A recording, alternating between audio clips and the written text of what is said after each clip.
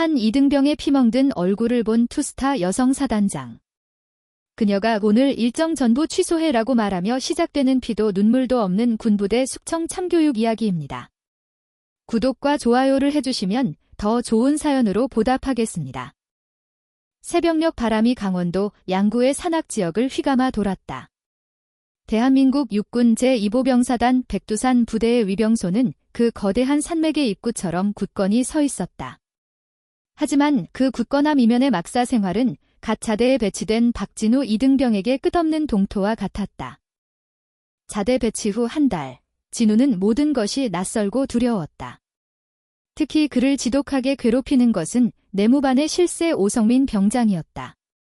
오 병장은 겉으로는 유쾌한 척했지만 그의 눈은 언제나 약한 먹잇감을 찾고 있었다.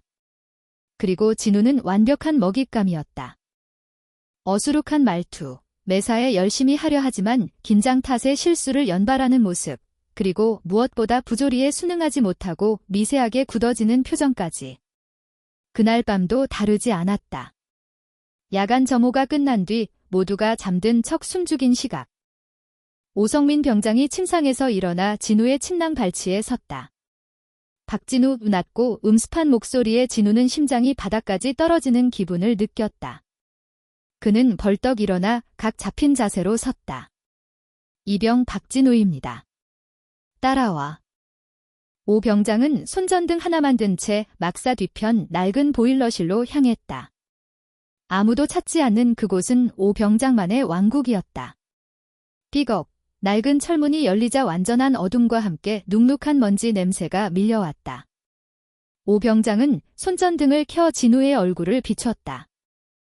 오늘 주간 작업 때 도중이가 너한테 말 걸었지? 예, 그렇습니다. 작업 관련해서 질문하셨습니다. 근데 이 새끼가 감히 중이님 눈을 똑바로 쳐다봐. 내가 뭐래? 내가 너한테 장교를 똑바로 보라고 했냐? 진우는 할 말을 잃었다. 눈을 보지 않으면 보지 않는다고, 보면 본다고 트집을 잡는 것이 일상이었다. 대답 안 해. 오 병장의 주먹이 진우의 복부를 후려쳤다. 진우는 숨을 삼키며 쓰러졌다. 구두발이 그의 어깨와 등을 무자비하게 짓밟았다. 너 때문에 내무반 군기가 다 빠졌어. 너 하나 때문에 우리가 다 욕먹는다고. 폭행은 한참 동안 이어졌다. 진우는 고통 속에서 그저 이 시간이 빨리 지나가기만을 빌었다. 폭행이 멈춘 것은 순찰을 돌던 도중이가 보일러실 문을 열었을 때였다. 하지만 도중이는 쓰러진 진우와 그를 내려다보는 오 병장을 보고도 눈 하나 깜짝하지 않았다. 오히려 혀를 차며 말했다. 오 병장, 적당히 해. 내일 모레 그놈 첫 휴가 나간다며? 위병소 통과할 때 얼굴은 깨끗해야지. 알겠습니다, 중위님. 걱정 마십시오. 쓸데없는 일 만들지 말라고. 귀찮아지니까 도중이는 그렇게 말하며 문을 닫고 가버렸다. 오성민 병장은 쓰러진 진우의 멱살을 잡아 일으켰다. 그의 입에서 역겨운 담배 냄새가 확 풍겼다. 들었지? 내일 내 첫 휴가 날이다. 축하 선물이야, 새끼야. 오 병장은 진우의 뺨을 세차게 후려쳤다. 나가서 쓸데없는 소리 짓거리면 내 군 생활이 아니라 내 인생이 끝장나는 줄 알아. 명심해. 진우는 터진 입술에서 비릿한 피 맛을 느끼며 그저 고개를 끄덕일 수밖에 없었다. 휴가, 그토록 기다렸던 바깥 세상이지만 지금 그에게는 또 다른 지옥의 예고편에 불과했다. 다음 날 아침 양구의 하늘은 지독하게 맑았다. 진우는 밤새 끙끙 앓다가 겨우 몸을 일으켰다. 온몸이 쑤시고 아팠지만 그보다 더 걱정되는 것은 얼굴에 남은 멍자국이었다. 왼쪽 뺨과 입가가 시퍼렇게 부어올랐다. 그는 관물대 깊숙이 숨겨두었던 위장 크림을 꺼냈다. 피부색과 비슷한 것을 골라 멍든 부위에 덧발랐다. 거울에 비친 모습은 처참했다. 화장으로도 가려지지 않는 부기와 피 자국이 얼룩덜룩했다. 어떻게든 나가야 한다. 여기서 벗어나야 한다. 그는 전투복을 껴입듯 걸쳤다. 전투모를 깊게 눌렀었다. 어젯밤 도중이가 말한 얼굴은 깨끗해야 한다는 말은 들키지 말라는 협박이었다. 그는 비틀거리며 내무반을 나섰다. 선임들은 그를 못 본 척하거나 혹은 경멸과 동정이 뒤섞인 눈으로 흘낏 보았다. 오성민 병장은 이미 아침 작업 준비로 바쁜 척하며 그를 외면했다. 위병소로 향하는 길은 멀고도 험했다. 차가운 아침 공기가 터진 입술을 스칠 때마다 쓰라렸다. 그는 최대한 얼굴을 숙이고 걸었다. 위병소 근무자들이 자신을 유심히 보지 않기만을 바랐다. 마침내 위병소에 도착했다. 충성. 이병 박진우. 금일부로 신병 위로 휴가명 받았습니다. 위병소 근무를 서던 헌병이 진우의 휴가증과 신분증을 대조했다. 헌병은 진우의 얼굴을 흘낏 보더니 잠시 멈칫했다. 전투모 그림자 아래로 보이는 뺨의 상처가 심상치 않았기 때문이다. 하지만 그는 곧 고개를 저었다. 이 부대에서 이런 일은 드물지 않았다. 괜히 얽혀서 좋을 것 없다는 생각이 스쳤다. 통과. 진우는 안도의 한숨을 내쉬며 위병소 차단기를 향해 마지막 한 걸음을 내디뎠다. 바로 그때였다. 날카로운 브레이크 소리와 함께 검은색 지휘 차량이 위병소 앞에 멈춰섰다. 차량 번호판 자리에는 붉은 바탕에 흰 별 2개가 선명하게 박혀 있었다. 사단장이었다. 헌병들이 황급히 달려나와 경례를 붙였다. 충성, 사단장님께 경례. 뒷좌석 문이 열리고 한 사람이 내렸다. 전투복 차림이었지만 그 누구보다 단정하고 위험 있는 모습. 놀랍게도 그 장군은 여성이었다. 대한민국 육군 제2보병사단장 한수진 소장이었다. 한수진 소장은 양구에 부임한 지 이제 막 2달이 지난 참이었다. 육군 역사상 몇 안 되는 여성 장군이자 최전방 사단의 첫 여성 사단장. 그녀의 부임은 그 자체로 백두산 부대 전체를 긴장시키고 있었다. 그녀는 헌병의 보고를 받으며 위병소를 통과하려다 막 나서려던 진우 이등병과 눈이 마주쳤다. 아니, 정확히는 그의 얼굴에 시선이 꽂혔다. 전투모를 깊게 눌렀었지만 가릴 수 없는 뺨의 부기, 어설프게 덧바른 위장 크림 아래로 비치는 검붉은 피멍. 무엇보다 장군과 눈이 마주치자마자 공포에 질려 사시나무 떨듯 떠는 그 병사의 눈빛. 한수진 소장의 날카로운 눈매가 가늘어졌다. 그녀는 산도 얼려버릴 듯한 차가운 목소리로 진우를 불렀다. 거기 이등병, 진우는 그 자리에 얼어붙었다. 심장이 멈추는 것 같았다. 사단장님께서 부르십니다. 헌병이 다급하게 외쳤다. 진우는 기계적으로 돌아서서 경례를 붙였다. 충성. 이병 박진우입니다. 휴가 가나? 예, 그렇습니다.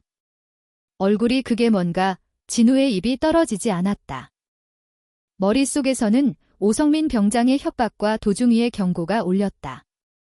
넘어졌습니다. 어젯밤에 계단에서 굴렀습니다. 준비된 거짓말이 튀어나왔다. 하지만 한수진 소장은 한 걸음 다가왔다. 그녀의 시선은 진우의 뺨에서 터진 입술로 그리고 공포로 가득 찬 그의 동공으로 옮겨갔다. 그녀는 수많은 전장을 겪은 지휘관이었다. 단순한 사고와 잔인한 폭력의 흔적을 구분하지 못할 리 없었다. 계단에서 굴렀는데 어째서 뺨에만 정확하게 주먹 자국이 찍혀 있지? 그리고 다른 쪽 뺨은 구두 뒤축에 찍힌 것 같은데? 양구의 계단은 참 특이한 모양이군. 진우는 숨이 멎었다. 사단장은 정확히 알고 있었다. 다시 묻는다, 이등병. 그 얼굴, 누가 만들었나? 진우는 고개를 들지 못했다. 그가 입을 여는 순간 자신의 군 생활이, 아니 어쩌면 그 이상의 것이 끝장날 것임을 알았다. 대답 못하나. 한수진 소장의 목소리에 실망감이 스쳤다. 그녀는 진우를 지나쳐 위병소를 통과하려던 참모들에게 말했다. 오늘 일정 전부 취소해. 사단장님. 하지만 오늘은 전부 취소하라고 했다. 한수진 소장은 다시 진우에게 고개를 돌렸다. 이등병, 너는 지금부터 나를 따라온다. 휴가는 취소다. 사단장님. 내가 여기서 이대로 나가면 넌 죽는다. 그게 내 부모님이 원하는 아들의 모습은 아닐 거다. 그녀는 진우의 어깨를 붙잡았다. 부서질 듯 떨고 있는 연약한 어깨였다. 내가 너를 지킨다. 그러니 말해라. 누가 너를 이렇게 만들었지? 차가웠지만 따뜻한 목소리. 그 순간 진우는 자신을 짓누르던 모든 공포를 뚫고 아주 작은 빛을 보았다. 그는 떨리는 입술을 겨우 열었다. 오성민 병장입니다. 그 한마디에 백두산 부대의 거대한 산맥이 울리기 시작했다. 한수진 소장은 진우를 자신의 지휘 차량에 태웠다. 이등병이 사단장의 차량에 동승하는 것은 부대 역사상 전무후무한 일이었다. 위병소 근무자들과 참모들은 충격으로 굳어진 채 그 광경을 지켜봤다. 차량은 사단 본부로 향했다. 한 소장은 차 안에서 단 한마디도 하지 않았다. 그녀의 얼굴은 분노로 차갑게 얼어붙어 있었다. 그것은 단순히 한 병사가 맞았다는 것에 대한 분노가 아니었다. 자신이 지휘하는 최전방 사단에서, 그것도 자신의 눈앞에서 썩어 문드러진 악습의 증거가 버젓이 휴가를 나가는 형태로 나타났다는 사실에 대한 참을 수 없는 모욕감이자 분노였다. 사단장실에 도착하자마자 한 소장은 진우를 의무실로 보내지 않고 자신의 집무실 안쪽 대기실에 앉혔다. 그리고 즉시 사단 헌병대장을 호출했다. 지금 당장 65연대 2대대 3중대 막사 전체를 폐쇄한다. 예. 사단장님, 폐쇄라니요? 영문을 모른 채 달려온 헌병대장 중령이 되물었다. 내 말이 말 같지 않나? 3중대 소속 병력 전원. 지금 이 시간부로 모든 훈련과 작업을 중지시킨다. 누구도 막사 밖으로 한 걸음도 나오지 못하게 해. 그리고 한 소장의 목소리가 더욱 낮아졌다. 3중대 오성민 병장, 그리고 당직 사관이었던 도중위. 두 사람을 즉시 폭행 및 가혹행위 현행범으로 긴급 체포한다. 내 집무실로 직접 데려와. 사단장님, 증거도 없이. 증거. 한 소장이 대기실 문을 활짝 열었다. 그곳에는 전투모를 벗은 박진우 이등병이 앉아 있었다. 위장 크림으로 범벅이 된 얼굴은 끔찍했다. 핏물과 고름이 뒤엉킨 상처, 시퍼렇게 부어오른 눈두덩. 그것은 넘어진 상처가 아니었다. 저 병사가 증거다. 헌병대장은 내 명령을 이행해. 헌병대장의 얼굴이 하얗게 질렸다. 그는 즉시 무전기를 잡고 명령을 하달했다. 몇 분 지나지 않아 백두산 부대는 발칵 뒤집혔다. 정기훈련인 줄로만 알았던 3중대 막사 주변으로 무장한 헌병들이 깔렸다. 모든 출입로가 통제되었다. 아침 작업을 준비하던 오성민 병장과 막 야간 근무를 마치고 퇴근하려던 도중위는 영문도 모른 채 헌병들에게 팔이 붙들렸다. 이게 지금 뭐 하는 짓이야. 도중위가 장교의 권위를 내세우며 소리쳤지만 헌병들은 묵묵히 그를 수갑으로 결박했다. 오성민 병장은 얼굴이 재빛이 되어 부들부들 떨고 있었다. 그는 직감했다. 모든 것이 끝났다는 것을. 같은 시각, 사단장실. 한수진 소장은 진우 앞에 따뜻한 차 한 잔을 놓아주었다. 마셔라. 그리고 말해라. 처음부터 끝까지. 하나도 빼놓지 말고. 진우는 떨리는 손으로 차잔을 잡았다. 따뜻한 온기가 손끝을 타고 올라왔다. 그는 고개를 들어 처음으로 한수진 소장의 눈을 정면으로 바라보았다. 그 눈에는 어떤 동정이나 연민이 아닌 반드시 바로잡겠다는 강철 같은 의지가 담겨 있었다. 진우는 입을 열기 시작했다. 자대에 배치된 첫날부터 시작된 오성민 병장의 괴롭힘. 사소한 트집으로 시작된 폭언과 폭행. 그리고 그것을 알면서도 묵인하고 심지어 부추기기까지 한 도중위의 행태. 자신뿐만 아니라 다른 동기들이 겪었던 부조리까지. 그의 이야기가 이어지는 동안 헌병대에 의해 끌려온 오성민 병장과 도중위가 사단장실 복도에 무릎 꿇려졌다. 진우의 이야기가 끝나자 한 소장은 진우를 대기실에서 쉬게 한 뒤 두 사람을 집무실로 불렀다. 무릎 꿇어 도중위는 장교의 자존심에 무릎을 꿇지 못하고 버텼다. 사단장님, 적법한 절차를. 닥쳐. 한 소장의 목소리가 방안을 갈랐다. 내 놈이 말하는 적법한 절차가 병사 하나를 죽음 직전까지 몰고 가는 것이었나? 내가 입은 그 군복이 그런 짓을 하라고 국가가 입혀준 것인가? 한 소장은 책상 위에 있던 진우의 진술서를 두 사람 앞에 집어던졌다. 오성민 병장, 넌 저 이등병의 얼굴을 보고도 할 말이 있나? 오성민 병장은 아무 말도 하지 못하고 고개만 숙였다. 도중위, 넌 장교다. 병사들을 관리하고 보호해야 할 지휘관이 그런데 내가 한 짓이 고작 폭행 방조와 은폐 시도인가? 얼굴은 깨끗하게 하라고. 그게 내 놈 군인 정신인가? 한 소장은 그 자리에서 65연대장과 이 대대장을 호출했다. 두 사람 모두 사단장이 아침부터 난리라는 소식에 황급히 달려왔다. 연대장, 대대장. 두 사람은 저 두 인간이 저지른 짓을 알고 있었나? 송구합니다. 사단장님. 전혀 몰랐습니다. 몰랐다는 말로 덮을 생각 마라. 지휘관이 자기 부대에서 병사가 죽어가는 것을 모르는 것은 죄악이다. 그건 지휘관이 아니라 직무유기범이야. 한수진 소장은 그 자리에서 두 사람을 직위해제 조치했다. 연대장과 대대장이 동시에 직위해제되는 것은 부대 창설 이래 초유의 사태였다. 헌병대장. 이 사단장님. 이 두 놈을 당장 육군교도소로 이송해. 이 사건 내가 직접 지휘한다. 3중대 전 병력, 오늘 오후부터 1:1 전수 면담을 실시한다. 내가 직접 막사로 들어간다. 사단장님, 참모들이 경악했다. 사단장이 직접 이등병 막사로 들어가 전수 면담을 하겠다는 것은 그야말로 부대 전체를 뒤엎겠다는 선언이었다. 내 부대에서 썩은 내가 진동하는데 사단장이 방에 앉아 보고만 받을 수는 없지. 지금부터 백두산 부대의 모든 악습을 뿌리 뽑는다. 한 놈도 남김없이.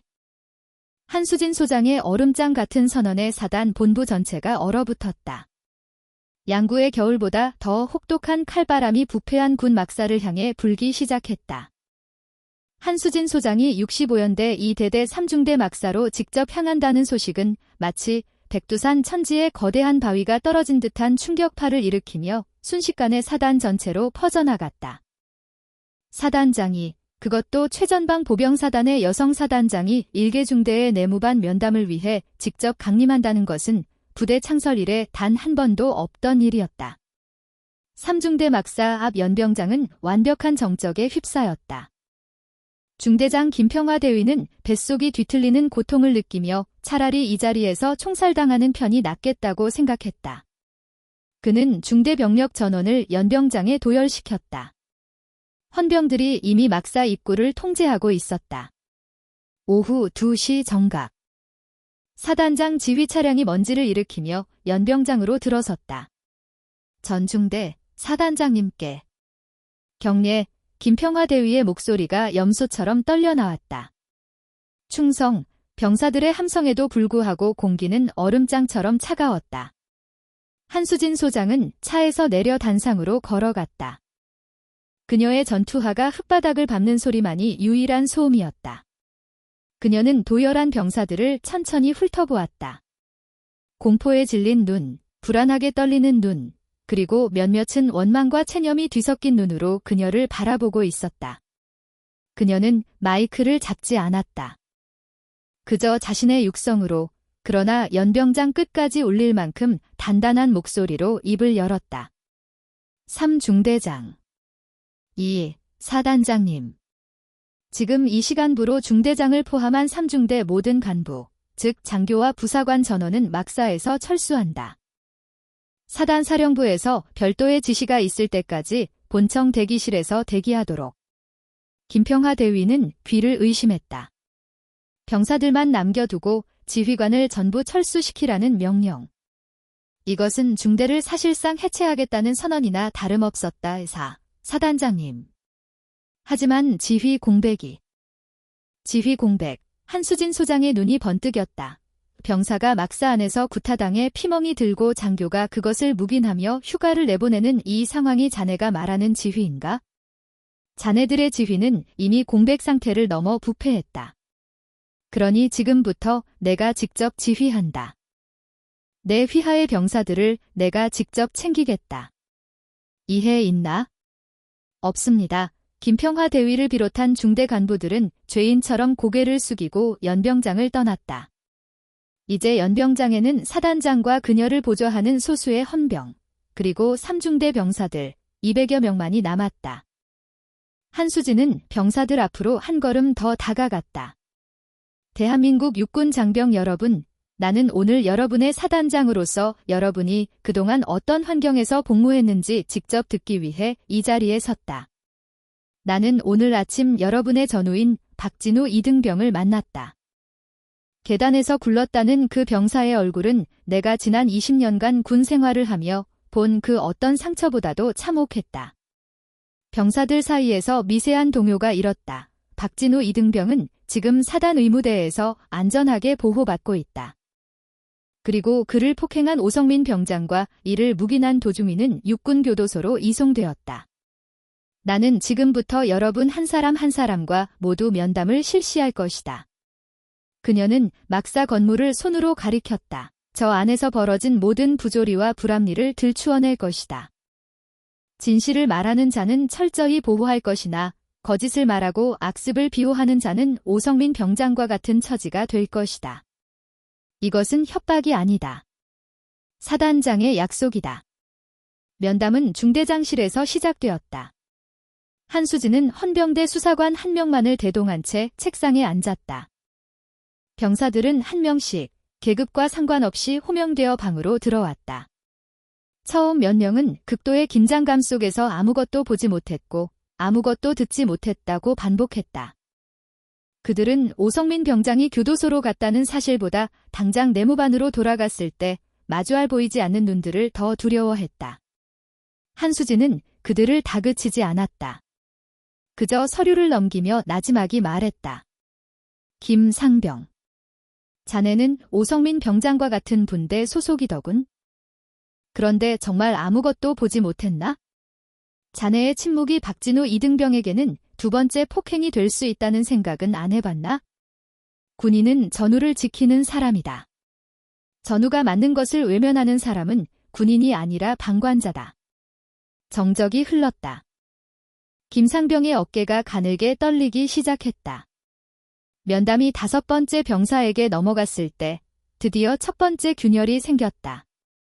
면담실로 들어온 병사는 진우 이등병의 동기인 최민석 이병이었다. 그는 들어오자마자 한수진 앞에서 무릎을 꿇고 울음을 터뜨렸다. 사단장님, 잘못했습니다. 무서워서 아무 말도 못했습니다. 한수진은 자리에서 일어나 그를 부축해 의자에 앉혔다. 일어나라, 이병. 울라고 부른 것이 아니다. 말하라고 불렀다. 내가 본 것을 말해라.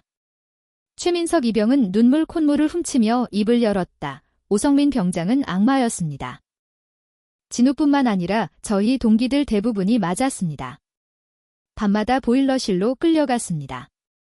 하지만 그게 다가 아닙니다. 다가 아니라니. 더한 것이 있나? 돈을 빼앗겼습니다. 한수진의 미간이 좁아졌다. 폭행을 넘어선 금품갈취, 자세히 말해봐라. 매달 월급날이 되면 오 병장이 저희 동기들 통장에서 돈을 빼내 갔습니다. 부모님께 전화해서 용돈을 더 보내라고 협박하기도 했습니다. 그리고 최민석 이병은 무언가 결심한 듯 전투복 주머니 깊숙한 곳에서 꾸깃꾸깃한 작은 수첩 하나를 꺼냈다. 이것은 오 병장이 버리라고 했던 것인데 제가 몰래 숨겨둔 것입니다. 한수진은 수첩을 받아들었다. 그것은 싸구려 비닐 커버로 덮인 손바닥만 한 크기의 수첩이었다. 하지만 그 안을 펼쳐본 한수진의 얼굴은 순식간에 굳어졌다. 수첩에는 날짜와 이름, 그리고 정체를 알 수 없는 숫자들이 빼곡하게 적혀 있었다. 도중이님 10만, 외박 승인. 김대위님 30만, 유류 불출. 박상사 20만, 부식 창고. 최병장 5만, 근무 열애. 이것은 단순한 금품갈취 목록이 아니었다. 오성민 병장과 도중이를 중심으로 중대 간부와 선임병들, 심지어 다른 부대 간부로 추정되는 이름까지 얽힌 거대한 검은 장부였다. 폭행은 이 검은 돈의 연결고리를 유지하기 위한 수단이자 공포 정치의 도구였다. 한수진은 즉시 헌병 수사관을 불렀다. 지금 당장 도중이와 오성민 병장의 관물대, 그리고 중대 행정반의 모든 서류 캐비닛을 압수수색한다. 특히 도중이의 책상을 낱낱이 뒤져라.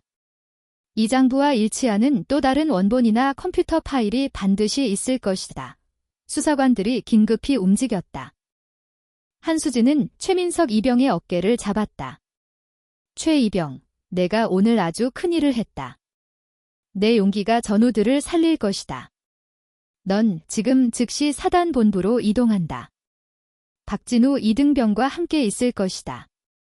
내가 너희를 반드시 지킨다. 최민석 이병은 울음을 그치고 경례를 붙였다. 면담은 계속되었다. 최 이병의 증언을 시작으로 병사들의 입이 터져나오기 시작했다. 그동안 묵인되었던 온갖 부조리, 구타, 폭언, 그리고 조직적인 상납고리가 드러났다. 그날 저녁, 헌병들은 도중이의 책상 가장 아래쪽 서랍, 이중으로 잠긴 철제 상자 안에서 또 다른 장부를 발견했다. 최 이병이 가져온 수첩보다 훨씬 더 상세하고 구체적인 지난 1년간의 모든 비리가 기록된 후 피고름의 장부 권본이었다. 장부의 첫 페이지에는 65연대장과 이 대대장의 이름이 버젓이 적혀 있었다. 그들이 직위 해제된 것은 단지 지휘 태만 때문이 아니었다. 그들은 이 부패의 정점에 있는 공범이었다. 한수진 소장은 장부를 들고 집무실로 돌아왔다. 창밖은 이미 칠흑 같은 어둠이 내렸다. 그녀는 전화기를 들었다. 이번에는 사단 내부가 아니었다. 육군본부 감찰실장 연결해. 21사단 한수진 소장이다. 백두산 부대의 뿌리를 뽑는 거대한 수술이 이제 막 시작되고 있었다. 한수진 소장이 육군본부 감찰실에 직통으로 보고를 올린 것은 군 위계 체계상 극히 이례적인 일이었다. 통상적으로 사단장은 군단장에게, 군단장은 작전사령관에게 보고하는 것이 절차였다. 한 소장의 이러한 행보는 자신의 직속 상관인 3군 단장을 건너뛰고 사실상 전쟁을 선포한 것이나 다름없었다. 육군본부는 즉각 반응했다. 다음 날 새벽, 육군본부 감찰실 소속의 특별조사단이 양구로 급파되었다. 그러나 한 소장이 예상하지 못한 변수가 발생했다.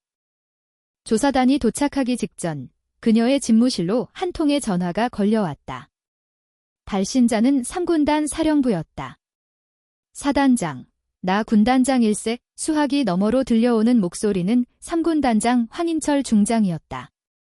그는 육사 시절부터 호랑이라 불릴 만큼 불같은 성격과 막강한 권력을 휘두르는 인물이었다. 충성. 군단장님, 21사단장 한수진입니다. 한 소장, 지금 무슨 짓을 하고 다니는 건가? 황인철 중장의 목소리는 분노로 낮게 깔려 있었다. 양구 바닥이 발칵 뒤집혔어. 일개 이등병 하나 맞은 일 가지고 연대장의 대대장 목을 날리고 이제는 육본 감찰까지 끌어들여? 여기가 무슨 민간 경찰서인 줄 아나? 한수진은 눈 하나 깜짝하지 않고 침착하게 응수했다. 군단장님, 일개 이등병이 맞은 일이 아닙니다. 사단 전체에 만연한 조직적인 폭행, 금품 갈취, 그리고 군수품 횡령 사건입니다. 연대장과 대대장은 단순한 직무유기가 아니라 이 범죄의 주범입니다. 주범. 한 소장, 말 조심하게. 그들은 자네가 부임하기 전부터 백두산 부대를 지켜온 내 사람들이야. 증거도 없이. 증거는 차고 넘칩니다.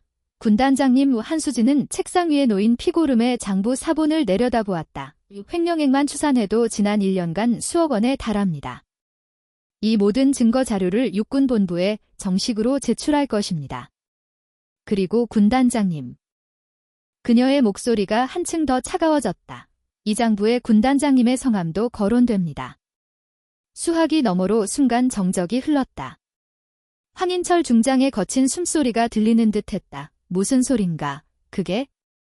지난 분기 군단장님 주최 골프 행사에 사용된 비용 일부가 3중대 병사들의 월급에서 갈취된 돈으로 충당되었다는 기록이 있습니다.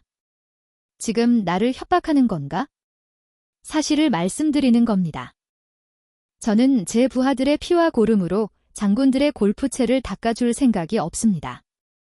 이 사건, 저는 제 모든 것을 걸고 뿌리 뽑을 것입니다. 군단장님께서도 연루되어 계시다면 지금이라도 입장을 분명히 하시는 것이 좋을 겁니다. 이 건방진. 황인철 중장은 말을 잇지 못하고 전화를 끊어버렸다. 한수진은 수화기를 내려놓았다. 그녀는 직감했다. 황인철 중장이 가만히 있지 않을 것이라는 것을. 그는 육군본부의 조사를 막기 위해 혹은 최소한 방해하기 위해 모든 수단을 동원할 것이었다. 아니나 다를까? 1시간 뒤 육군본부 특별조사단이 도착했다. 그런데 그들의 구성이 이상했다.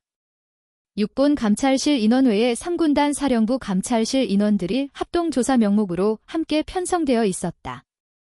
그리고 그 합동조사단의 단장은 황인철 군단장의 최측근으로 알려진 군단 참모장 오치균 대령이었다. 한수진은 오치균 대령을 사단장실에서 맞이했다. 오 대령은 서류를 내밀며 거만한 태도로 말했다. 사단장님, 군단장님의 지시입니다. 이번 사태로 인한 사단 내부의 동요가 심각하다고 판단, 육본 조사단과 별개로 군단 자체적으로 감찰을 실시하겠습니다. 사단장께서 확보하신 모든 원본 자료를 저희 군단 감찰실로 이관해 주십시오. 이것은 노골적인 수사방해이자 증거인멸 시도였다.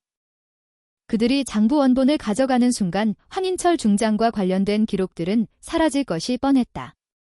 한수진은 차갑게 웃었다. 오대령, 지금 내 방에서 장부를 강탈해 가시겠다? 여기가 아직도 당신들이 주먹구구식으로 운영하던 구멍가게인 줄 아나? 말씀이 지나치십니다. 사단장님. 이것은 정당한 상급 부대의 감찰 활동입니다. 좋다. 감찰 활동.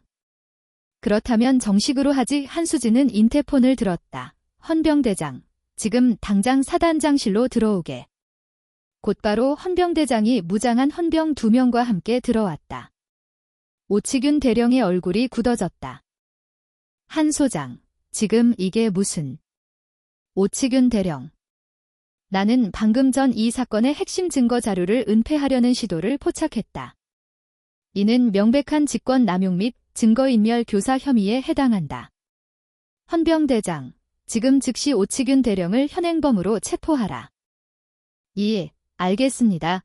헌병들이 오 대령에게 다가갔다. 오 대령은 경악하며 뒷걸음질 쳤다. 사단장이 감히 군단 참모장을 체포해. 한수진, 너 미쳤어.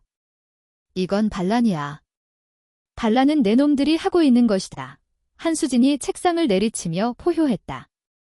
병사들의 고혈을 빨아먹고 그것을 덮기 위해 상급부대의 권력을 이용해 수사를 방해하는 것, 그것이 바로 군법을 무시하는 반란이다. 내 놈이 지금 이 방에서 한 모든 말은 녹음되고 있다. 그리고 내 놈의 상관인 황인철 군단장에게 전해라.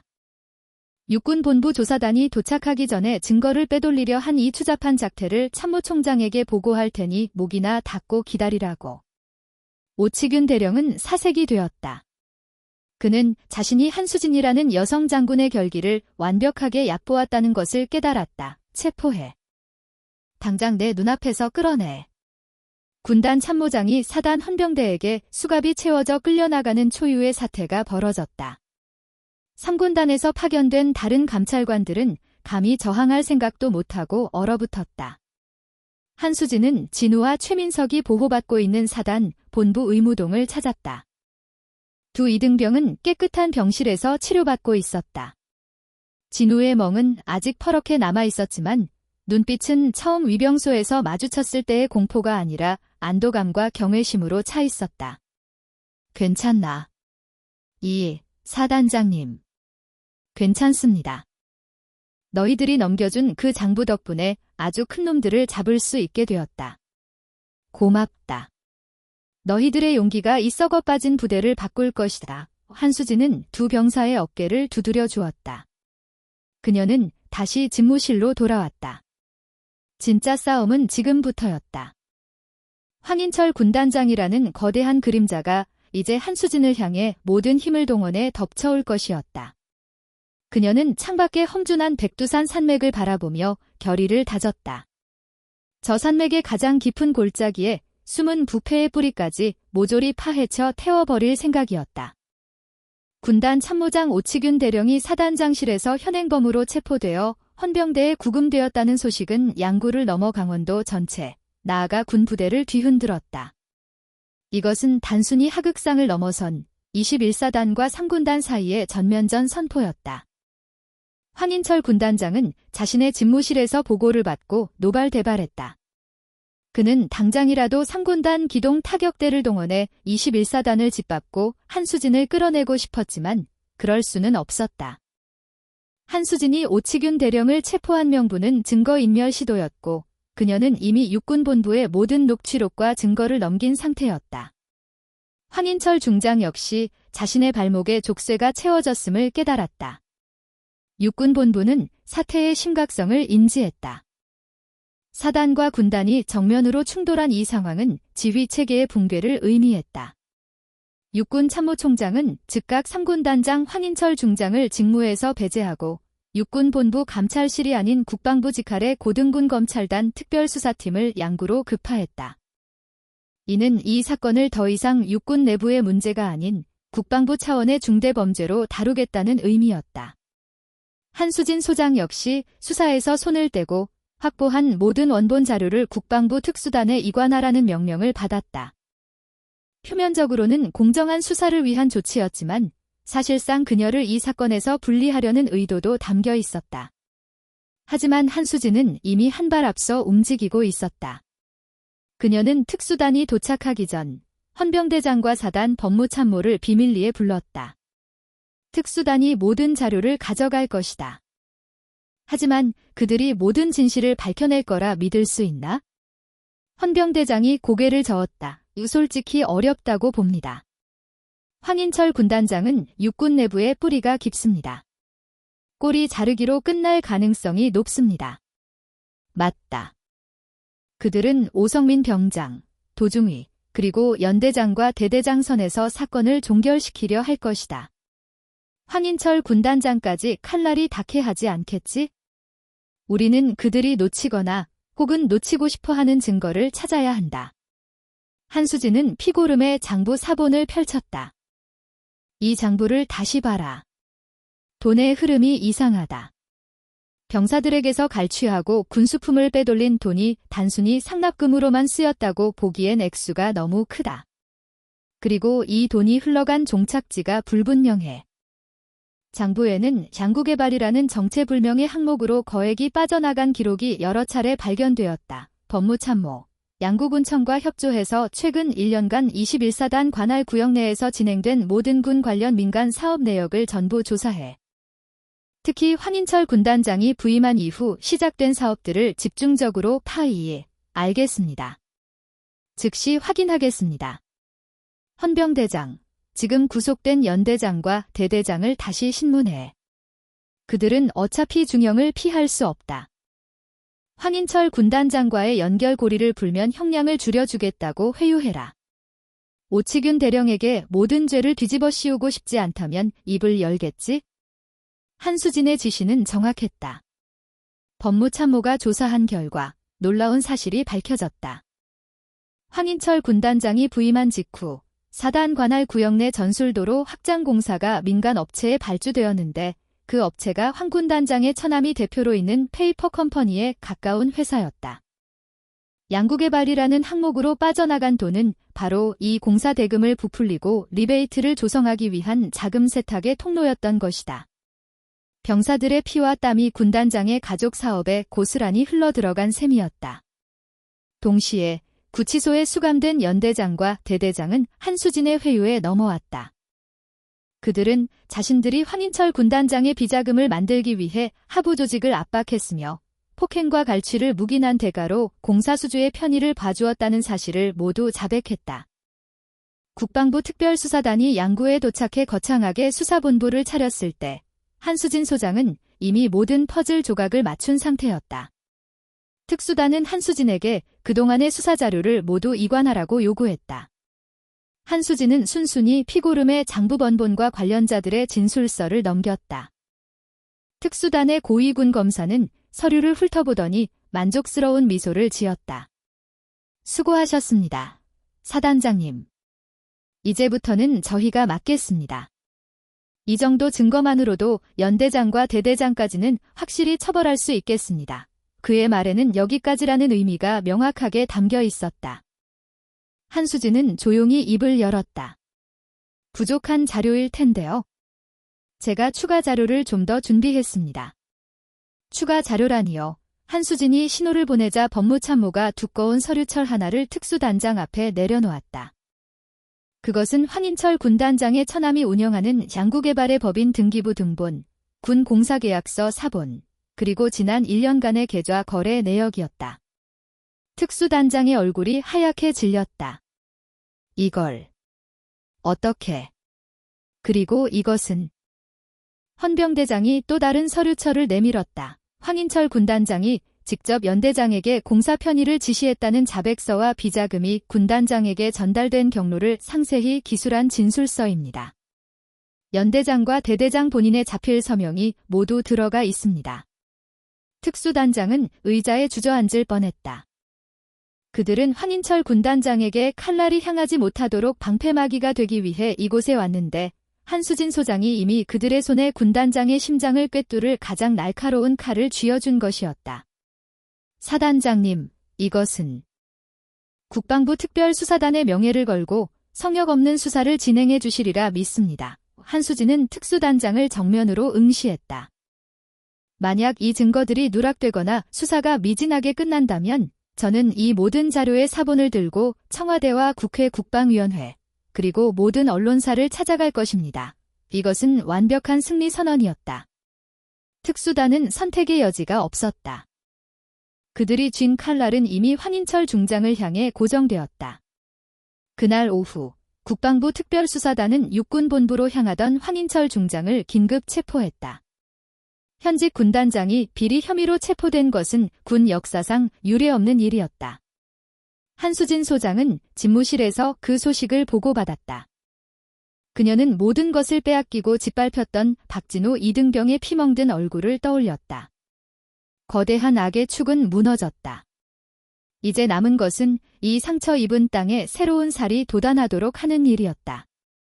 대한민국 고등군사법원 제1법정. 이곳은 장성급 장교를 포함한 군 지휘 간부의 중대범죄를 다루는 군사법 체계의 가장 엄중한 심판대였다. 법정 안의 공기는 유리 조각처럼 차갑고 날카로웠다. 방청석은 군 관계자들과 이번 사태를 취재하기 위해 몰려든 기자들로 빈틈없이 채워져 있었다. 그들의 시선은 모두 한 곳, 피고인석을 향해 있었다. 한때 강원도의 하늘을 호령하던 3군 단장 황인철. 그는 이제 별을 모두 떼어낸 초라한 민문이 전투복을 입고 있었다. 그의 여부로는 한때 백두산 부대의 연대장과 대대장이었던 2명의 전직 대령, 그리고 모든 사건의 시발점이 된 도 전 중위와 오성민 전 병장이 나란히 앉아 있었다. 그들의 얼굴에는 일말의 오만함도 남아있지 않았다. 오직 패배와 절망, 그리고 다가올 심판에 대한 공포만이 그늘처럼 드리워져 있었다. 피고인 황인철 전 군단장. 피고인은 군단장 재직 시절 직권을 남용하여 군검사의 낮고 힘있는 목소리가 법정 전체를 울렸다. 그는 황인철이 처남의 유령 회사에 군 공사를 몰아주고 그 과정에서 발생한 비자금을 조성하기 위해 어떻게 사단을 압박했는지, 그리고 그 압박이 어떻게 오성민 병장의 폭력과 도중이의 묵인이라는 괴물을 키워냈는지 조목조목 짚어나갔다. 피고름의 장부는 결정적인 증거로 제출되었다.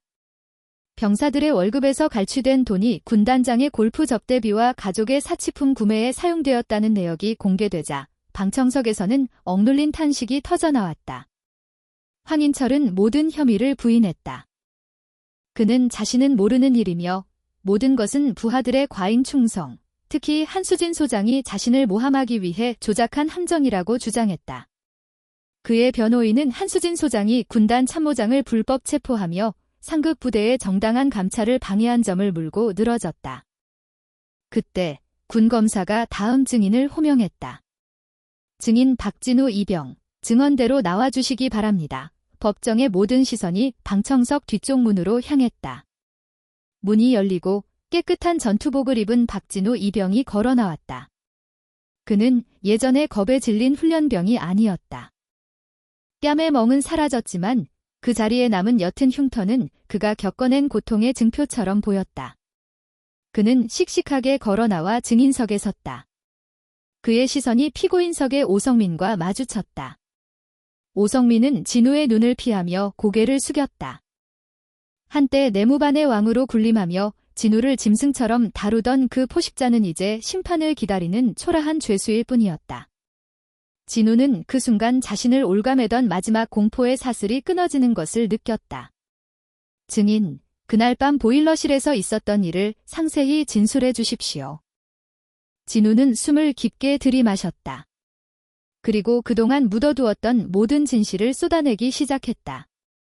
오 병장이 어떻게 자신을 폭행했는지, 도중이가 어떻게 그 광경을 보고도 묵인했는지, 그리고 그들이 어떻게 자신에게 얼굴은 깨끗하게 하고 휴가를 나가라며 협박했는지.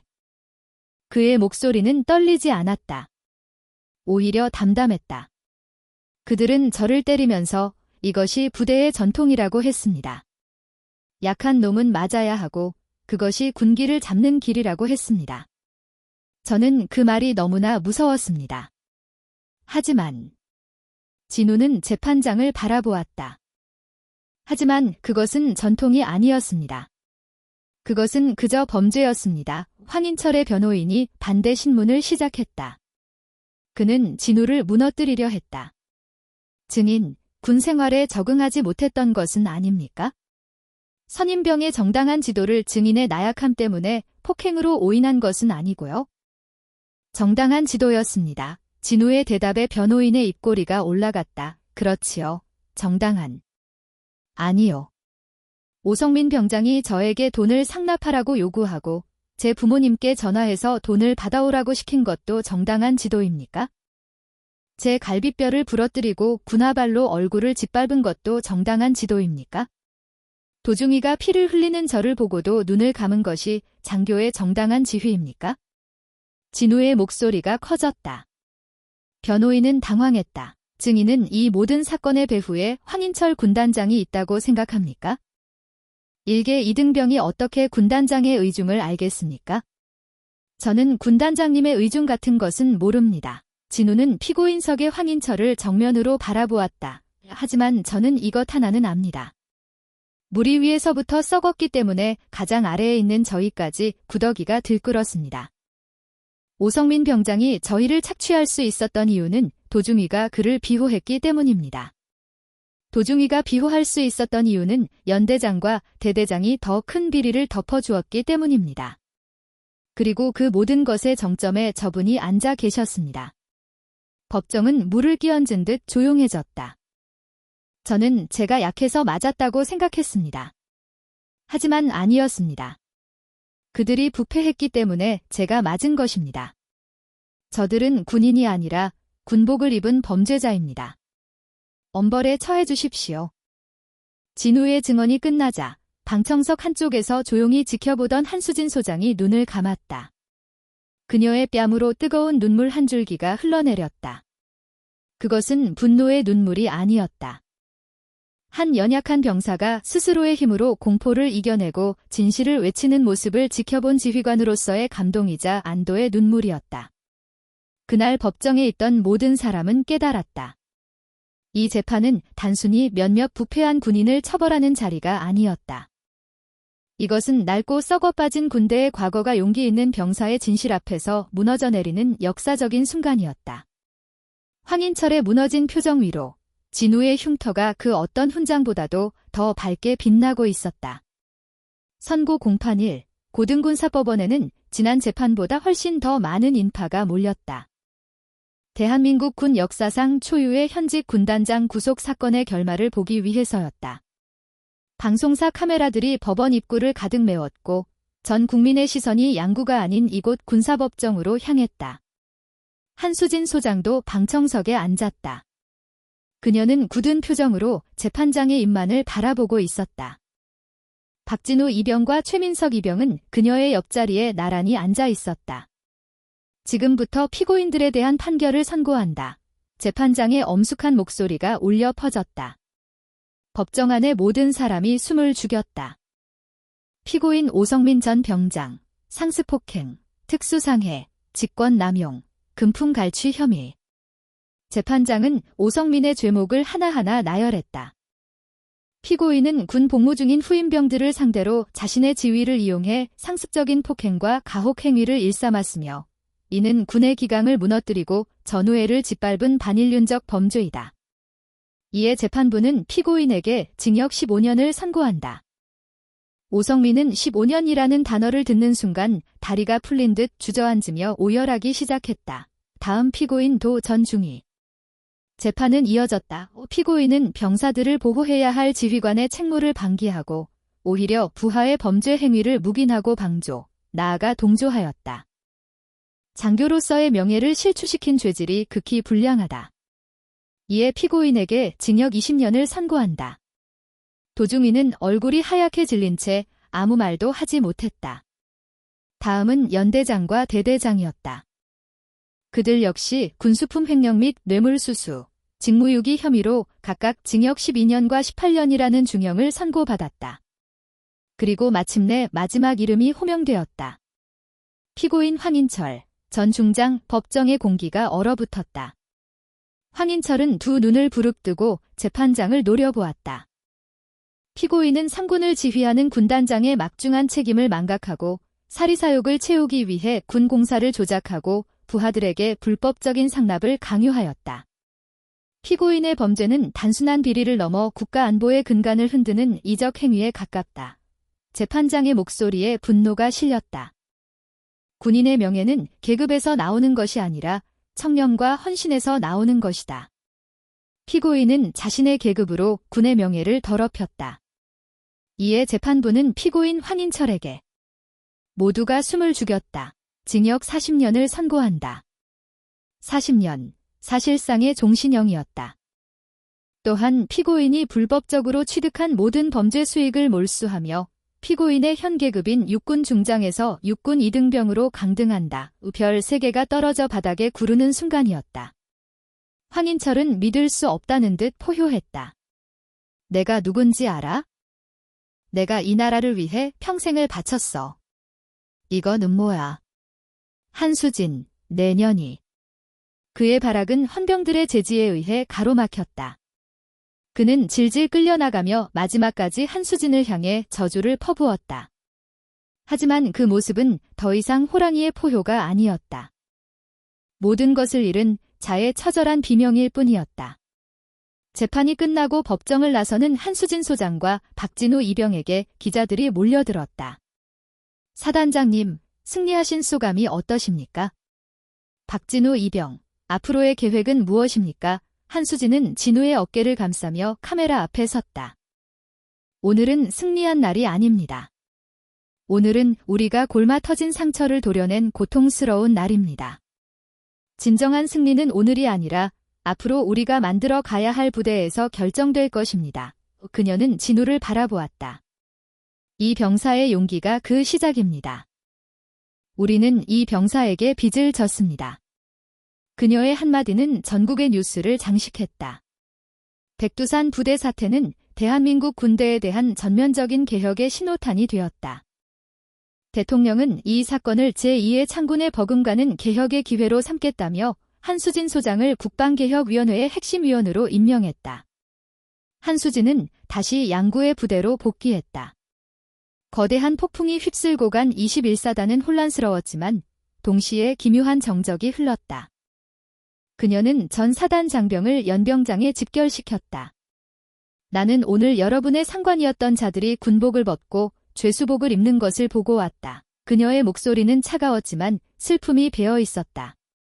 그들은 군인이 아니었다. 그들은 군복 뒤에 숨어 국가와 전우를 배신한 배신자였다. 우리는 오늘 그들을 잃은 것이 아니라 우리 몸에 붙어있던 암세포를 떼어낸 것이다. 그녀는 병사들을 하나하나 둘러보았다. 이제부터 백두산 부대는 다시 태어난다. 내가 여러분에게 약속한다. 이곳에는 그 어떤 부조리도, 폭력도, 불합리도 용납되지 않을 것이다.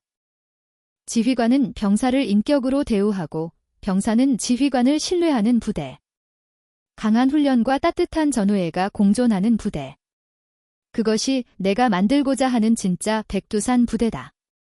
그녀는 주먹을 불끈 쥐었다. 우리의 적은 휴전선 너머에만 있는 것이 아니다. 우리 내면에, 우리 조직의 부패 역시 우리의 적이다. 나와 함께 이 싸움에서 승리하자. 그래서 언젠가 여러분이 전역하는 날, 나는 백두산 부대에서 복무했다는 사실이 여러분 인생의 가장 큰 자부심이 되도록 만들자. 와. 연병장을 가득 메운 함성은 이전의 그 어떤 함성보다도 뜨겁고 진실했다. 그것은 썩은 뿌리가 뽑힌 자리에 새로운 희망이 움트기 시작했음을 알리는 백두산의 우렁찬 외침이었다. 혹독했던 양구의 겨울이 물러가고 백두산 자락에도 어김없이 봄이 찾아왔다. 얼어붙었던 땅을 뚫고 연초록 새싹들이 고개를 내밀었다. 21사단은 한수진 소장의 선언 이후 그야말로 상전벽해와 같은 변화를 겪고 있었다. 박진우 이병과 최민석 이병은 국방부로부터 명예 전역을 제안받았다. 그들의 용기 있는 행동을 치하하고 그들이 겪은 정신적 충격을 고려한 배려였다. 사회는 그들을 영웅으로 불렀고 그들이 당장 군복을 벗는다 해도 누구도 비난하지 않을 터였다. 두 사람은 한수진 소장의 집무실을 찾았다. 사단장님, 저희는 제안을 거절하기로 했습니다. 진우가 먼저 입을 열었다. 그의 눈빛은 더 이상 위병소에서 마주쳤던 겁에 질린 눈빛이 아니었다. 명령만 내리신다면 저희는 원래 복무하던 65연대, 2대대, 3중대로 돌아가고 싶습니다. 한수진은 놀란 표정으로 그들을 바라보았다. 이 병장, 무슨 생각인가? 자네들은 그곳이 자네들에게 끔찍한 기억만 남은 곳이다. 굳이 그 상처를 다시 마주할 필요는 없어. 자네들은 이미 군인으로서 할 수 있는 가장 위대한 일을 해냈다. 아닙니다. 사단장님 뒤번에는 최민석 이병이 말했다. 저희가 여기서 도망치듯 군복을 벗는다면 저희는 평생 피해자로만 기억될 것입니다. 오성민 같은 인간들에게 군 생활을 망가진 불쌍한 놈들로 남고 싶지 않습니다. 저희는 피해자가 아니라 대한민국 육군 보병 2등병입니다. 진우가 말을 이었다. 그날 위병소에서 사단장님을 만나지 못했다면 저는 아마 비겁하게 도망쳤거나 아니면 극단적인 선택을 했을지도 모릅니다. 사단장님께서 제게 두 번째 군 생활을 주셨습니다. 그리고 저희는 목격했습니다. 부대가 변하고 있는 것을요. 저희는 그 변화의 한가운데에서 저희의 두 발로 당당하게 서서 만기 전역을 하고 싶습니다. 그것이 저희가 스스로의 명예를 회복하는 유일한 길입니다. 한수진은 한동안 아무 말도 하지 못했다. 그녀는 두 젊은 군인의 얼굴을 번갈아 바라보았다. 그들의 얼굴에는 두려움이 아닌 상처를 이겨낸 자만이 가질 수 있는 굳은 결의가 서려 있었다. 그녀는 자리에서 일어나 두 사람에게 거수 경례를 붙였다. 자랑스럽다. 너희 같은 병사들과 함께 복무할 수 있어서 내가 사단장으로서 무한한 영광이다. 좋다. 너희의 뜻을 존중한다. 3중대로 복귀하는 것을 명한다. 대신 내가 한 가지 약속하지? 너희가 돌아갈 그곳은 너희가 기억하는 그 지옥이 아닐 것이다. 그녀의 약속대로 3중대는 완전히 새로워져 있었다. 부조리와 폭력에 연루되었던 모든 고참병과 간부들은 이미 다른 부대로 흩어지거나 징계를 받았다. 새로 부임한 중대장과 행보관은 한수진 소장이 직접 면접을 보고 뽑은 강직하고 청렴한 인물들이었다. 진우와 최민석이 막사로 복고했을 때 그들을 맞이한 것은 경멸이나 호기심 어린 시선이 아니었다. 충성. 이병 박진우, 최민석, 복귀를 명받았습니다. 생활관에 있던 모든 선임과 동기들이 그들을 향해 진심 어린 박수를 보냈다. 한 상병이 다가와 진우의 손을 잡았다. 고생 많았다, 진우. 그리고 고맙다. 너희 덕분에 우리가 살았다. 그날 저녁, 삼중대 막사에서는 보일러실 폭행 대신 따뜻한 간식을 나누며 서로의 이야기를 들어주는 소통의 시간이 열렸다. 몇 달 뒤, 진우는 일병으로 진급했다. 그는 이제 제법 늠름한 군인의 태가 났고 새로 들어온 신병들에게 자신이 배웠던 악습 대신 올바른 군 생활과 전우애를 가르쳐 주었다. 한편 한수진 소장은 국방개혁의 아이콘이 되었다. 그녀가 21사단에서 실시한 전 병력 익명 소원 수리 시스템과 간부 평가 병사 참여 제도는 전군으로 확대되었다. 그녀는 국회 국방위원회 청문회에 출석했다. 몇몇 구시대적인 의원들이 그녀를 공격했다. 한수진 소장, 당신의 개혁은 군의 위계 질서를 무너뜨리고 하극상을 조장하는 위험한 발상이요. 군대가 나약해지고 있다는 우려가 큽니다. 한수진은 단상에 서서 당당하게 그들을 맞받아쳤다. 의원님, 군대를 나약하게 만드는 것은 병사들의 인권을 존중하는 것이 아니라 부하를 소모품으로 여기는 지휘관의 오만과 부패입니다. 진정한 강군은 무자비한 통제에서 나오는 것이 아니라 상호 존중과 신뢰에서 나옵니다. 내 부하가 내 뒤에서 나를 향해 총을 겨눌지도 모른다는 공포가 아니라 내 전우가 내 등을 지켜줄 것이라는 확신. 그것이 대한민국 군대가 나아가야 할 길입니다. 그녀의 연설은 전국에 생중계되었고 국민들의 압도적인 지지를 받았다. 그해 가을이 깊어진 어느 날 박진우 일병은 야간 근무를 서기 위해 위병소로 향했다. 그가 처음 지옥을 마주했던 바로 그 장소였다. 그는 전투모를 고쳐 쓰고 소총을 높였다. 그때 저 멀리서 익숙한 사단장 번호판을 단 지휘 차량이 다가왔다. 진우는 가슴이 뜨거워지는 것을 느꼈다. 그는 차량이 멈추기도 전에 자신의 온 힘을 다해 구령을 외쳤다. 충성. 근무 중 이상 없습니다. 차량의 뒷좌석 창문이 내려가고 한수진 소장의 모습이 드러났다. 그녀는 훈련을 마치고 복귀하는 길이었다. 고생 많다, 박일병. 춥지는 않고. 괜찮습니다. 사단장님, 진우는 그 어떤 두려움도 없는 가장 맑고 힘찬 눈으로 자신의 지휘관을 바라보았다. 한수진은 그런 그를 보며 따뜻하게 미소 지었다. 그녀는 말없이 창문을 올리고 진우를 향해 조용히 경례를 붙였다. 진우 역시 그녀를 향해 완벽한 경례를 올렸다. 차가 위병소를 통과해 사라질 때까지 진우는 그 자세를 풀지 않았다. 칠흑 같은 양구의 밤하늘 아래 한때 피멍으로 얼룩졌던 위병소는 이제 서로를 신뢰하는 지휘관과 병사의 경례가 오가는 대한민국 육군의 가장 명예로운 초소가 되어 있었다. 시간은 흐른다. 강원도 양구의 혹독한 겨울바람을 견뎌낸 백두산 부대에도 새로운 계절이 쌓여갔다. 한수진 소장의 강철 같은 의지 아래 부패의 뿌리가 뽑힌 자리에는 투명하고 강인한 새로운 군 기강이 뿌리내리기 시작했다. 그로부터 1년이 흘렀다. 박진우는 더 이상 겁에 질린 이등병이 아니었다. 그의 어깨는 굳건해졌고 눈빛은 깊어졌다. 그는 이제 분대장이 되어 자신의 어깨에 녹색 견장을 단 박진우 병장이 되어 있었다. 그가 한때 지옥이라 여겼던 65연대 2대대 3중대는 이제 전군에서 가장 모범적인 중대로 손꼽히는 부대가 되어 있었다. 그해 가을, 백두산 부대는 창설 이래 가장 중요한 시험대에 올랐다. 바로 인제에 위치한 육군과학화 전투훈련단, 일명 KCTC에서의 쌍방훈련이었다. 이곳은 대한민국 육군에서 가장 실전에 가깝고 혹독하기로 이름난 곳으로 한 부대의 전투력을 가감없이 저울질하는 거대한 평가의 장이었다. 한수진 소장은 부대 전체에 명운을 걸고 이 훈련에 임했다. 지난 1년간 그녀가 추진해온 개혁이 그저 서류상의 구호가 아니라 실전적인 전투력 향상으로 이어졌음을 증명해야 했다. 황인철의 몰락 이후에도 여전히 군 내부에는 그녀의 방식을 군기를 무너뜨린 유약한 처사라 비난하는 보이지 않는 적들이 존재했다. 훈련 3일차, 야간 산악 전투. 박진우 병장의 분대가 핵심 고지를 탈환하는 임무를 맡았다. 어둠 속에서 마일즈 장비의 경고음이 비명처럼 울려 퍼졌다. 적군의 거센 저항에 분대원들이 전진하지 못하고 바위 뒤에 몸을 숨겼다. 분대장님, 화력이 너무 강합니다. 전진이 불가능합니다. 신병이 고개를 못 들입니다. 분대원 중 가장 막내인 김일병이 사시나무 떨듯 떨며 총구만 내민 채 엎드려 있었다.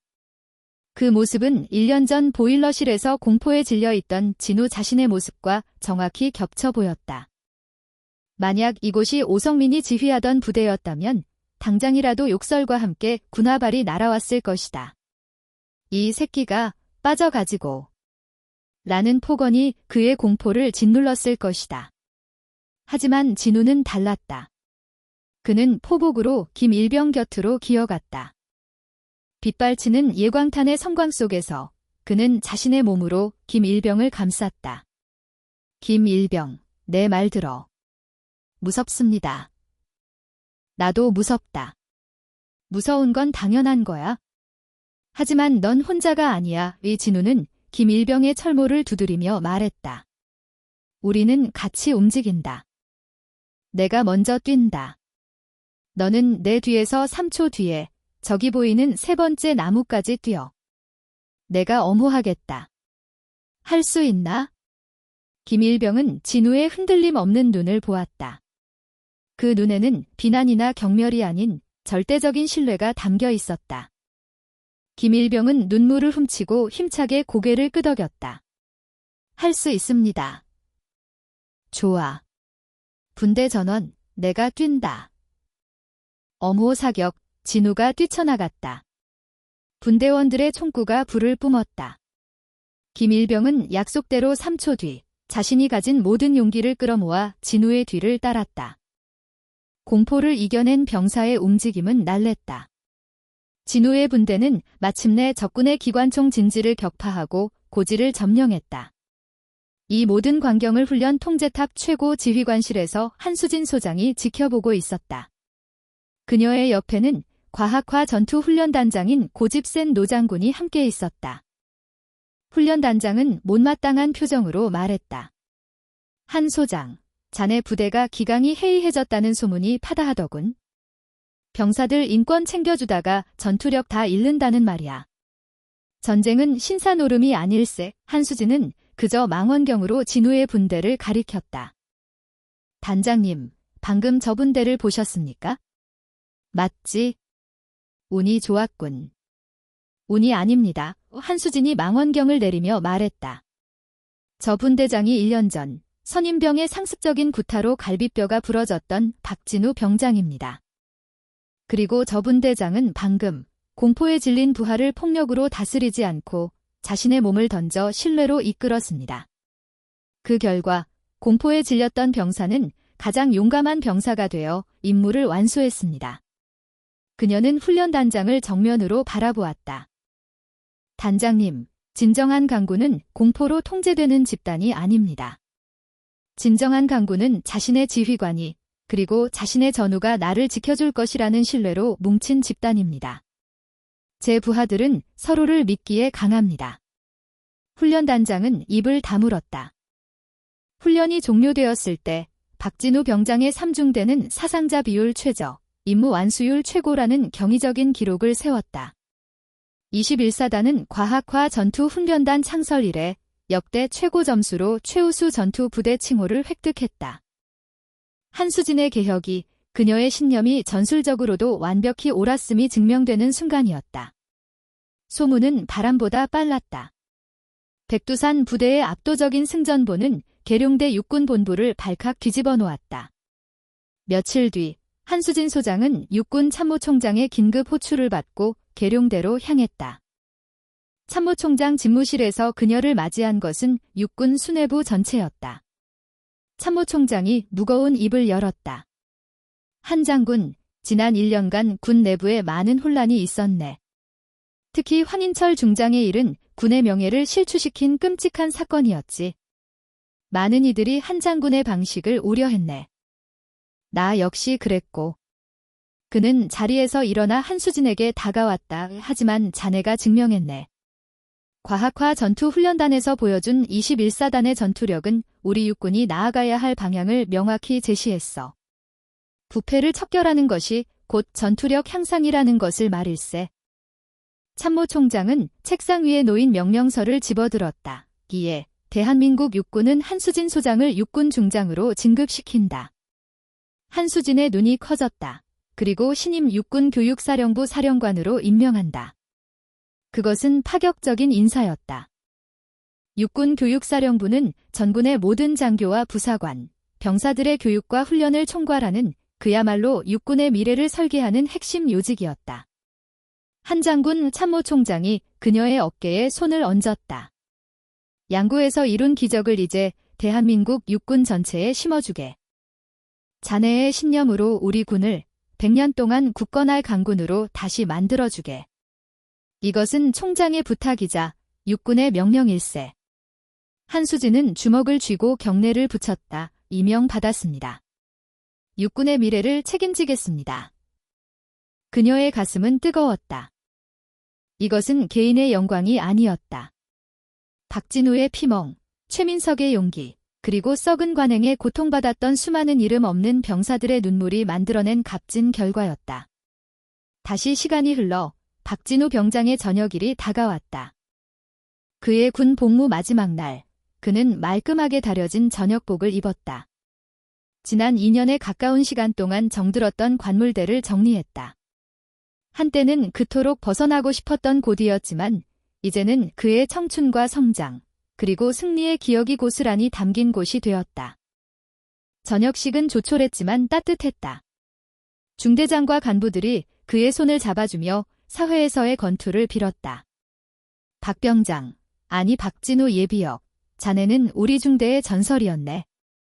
고생 많았어. 그를 따르던 후임병들은 눈물을 글썽였다. 특히 과학화 전투훈련에서 그가 구해줬던 김일병은 펑펑 울며 그를 안았다. 분대장님, 정말 감사했습니다. 평생 잊지 않겠습니다. 분대장님처럼 멋진 군인이 되겠습니다. 진우는 웃으며 그들의 어깨를 두드려 주었다. 울지 마라.